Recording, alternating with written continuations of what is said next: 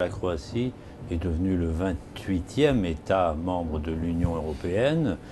Qu'est-ce que vous en pensez? Est-ce que vous voyez cette adhésion d'un bon œil ou est-ce que cet élargissement sans fin n'est pas en train de diluer un peu plus l'Europe? Je crois. Très franchement, je crois qu'il faut qu'on fasse très attention et que, si je puis dire,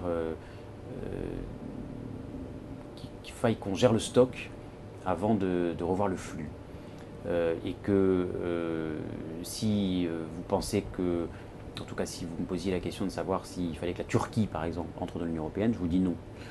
S'il fallait que d'autres pays entrent dans l'Union européenne, je vous dirais non. Parce que je pense qu'il faut déjà qu'on s'assure. Même les que pays de l'ex-Yougoslavie qui Très sont franchement, géographiquement... assurons-nous d'abord que les candidats à l'Union européenne aient des frontières étanches. Voilà. Je parle Est-ce qu'il ne faut pas deux des frontières Europes extérieures à l'Union européenne. Est-ce qu'il ne faut pas deux Europes, selon vous? Une qui serait économique, donc une zone d'échange, et puis une autre beaucoup plus politique, le cœur de l'Europe, l'Europe de la zone euro. Si, mais ça fait 30 ans qu'on en parle. Et puis ça fait 30 ans qu'on le fait à moitié. Bien sûr qu'il y a un noyau dur politique qui est celui de la France et de l'Allemagne. Bien sûr qu'on a quand même... il faut quand même se rendre compte de ce qui se passe sur le terrain. Nos concitoyens, quand vous leur parlez de l'Europe, ils ont vraiment l'impression de subir l'Europe. Ils ont l'impression que l'Europe ne les protège pas.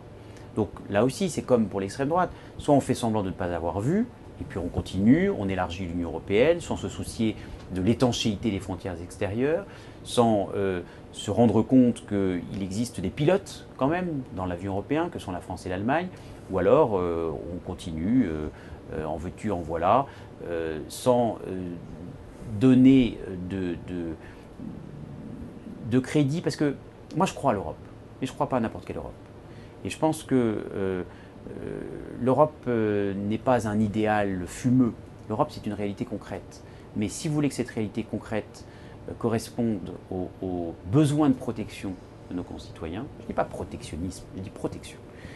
Si vous voulez que les Portugais et les Suédois aient un sentiment de citoyenneté européenne, alors il faut leur parler de choses concrètes et il faut leur parler de choses qui sont réalisables effectivement.